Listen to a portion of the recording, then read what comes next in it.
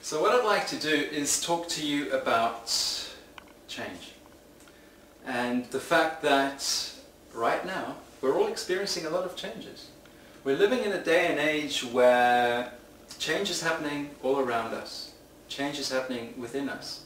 Not that these things haven't been happening before, but I think most people would agree that the rate of change seems to be speeding up.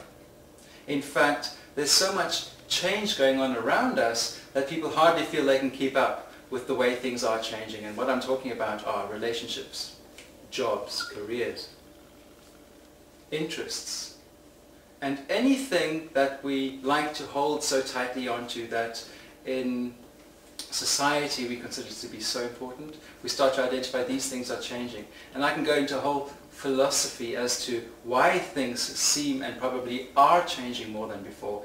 It might just be relevant to the day and age we're living in. And what I'd like to talk to you about is how you can cope with change, how you can deal with the uncertainties that change brings. In fact, I'd go so far as to suggest that uncertainty, or the unknown, is the root of our greatest fears in life. And what I'd like to, through this presentation, to inform you of is the fact that all we are is change. As human beings, we are changing all the time.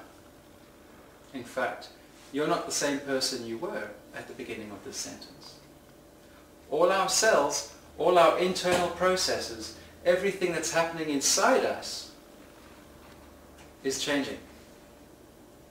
And if we can identify that we are people that are changing, not only physically, but mentally, we're expanding consciously.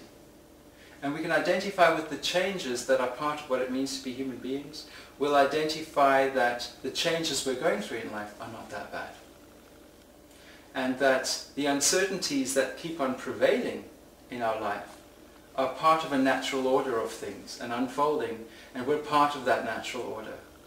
And when we learn to focus on the changes and we learn to become comfortable with uncertainties, we learn to become in harmony with the way things are in life. We're not resisting things. We're not pushing away experiences.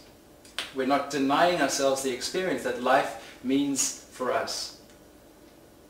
And thereby, we're more in sync, we're in the flow. And does anybody disagree that that would be something useful to be able to achieve? No, but how do you live that? How do you live that? How do you live that is through the process of not denying what's happening, embracing your reality the way it is.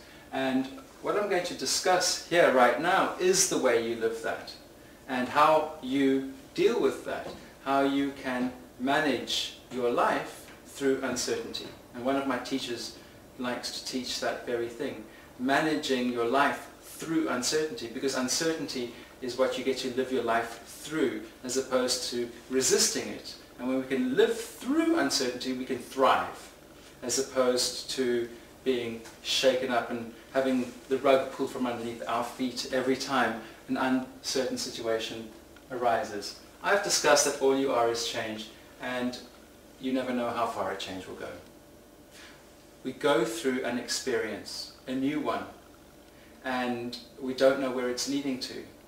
How would it be if you just recognize that change is happening? Change is part of a natural order, and you never know how far it's going to go. In other words, you don't know where it's going to lead to. We can't know. If we, with our limited conscious minds, decide what the future should hold for us, and we're thinking about that now, given our current level of awareness, given our current level of resourcefulness, it's like setting goals. Being the person I am now, deciding what's going to be important for me 5 years from now, when in fact 5 years from now I would have changed so tremendously, and what will be important to me in 5 years' time is probably very different from what I'm thinking would be important to me now. So how could I possibly sit here now and think about what I want 5 years from now?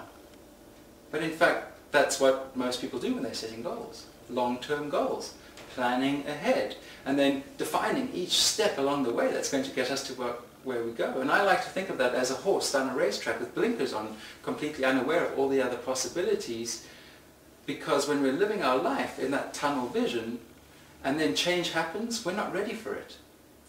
We're not open to being flexible, to changing our attitudes, our mindsets and behaviors to deal with the uncertainty. So what I'm suggesting is we can expand awareness. In other words, just live life in the present, be aware much more of what's happening around us, and when change prevails, we'll be ready for it because we're ready to change direction. We're in the present. We can take off in a new course in any different direction as many times as we need to. Most people get frightened when they hear that. They think, well, I'll have no direction in life then. No goals means no motivation, leads to no sense of achievement. And exactly the opposite is true.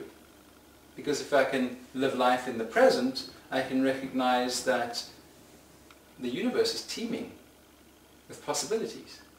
And I get to choose from moment to moment the things that are important to me and take necessary steps that continue to lead me along the path which maintains the fulfillment of my values.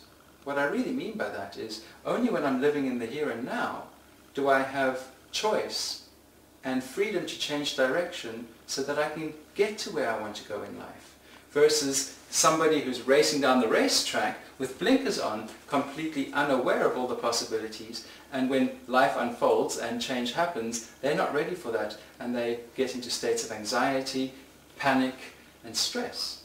So the idea is that you're able to be more open and receptive when you recognize that change is the key to life. And one way I'd like to suggest you can consider this idea is, who do I have to become in order to attract the people and circumstances that I want in my life? Who is the person that you want to become? Think about this approach now. You were in a relationship, suddenly you're not. You're looking to be in a relationship again. I would suggest that if one's just trying to fill a gap, then that might not be the most holistic way of getting into a new relationship. But when you're good and ready and you've dealt with things, and that's a whole seminar unto itself, then who do you need to become in order to attract that soulmate into your life again? And recognize that change happens for a reason. And the person you choose to become is the person you're choosing to become right now. And that's not something 5 years away. That's not something down the line. That's not something that you become when you've achieved something down the line. You don't become happy through finding a soulmate. Choose to be happy now, and through that happiness be emanating an energy which attracts a soulmate into your life. And recognize that you can change who you are at any given time. All you are is changing. So you may as well make the changes that you'd like to be experiencing in your life, and in so doing, attract the life that is the life you'd like to be living.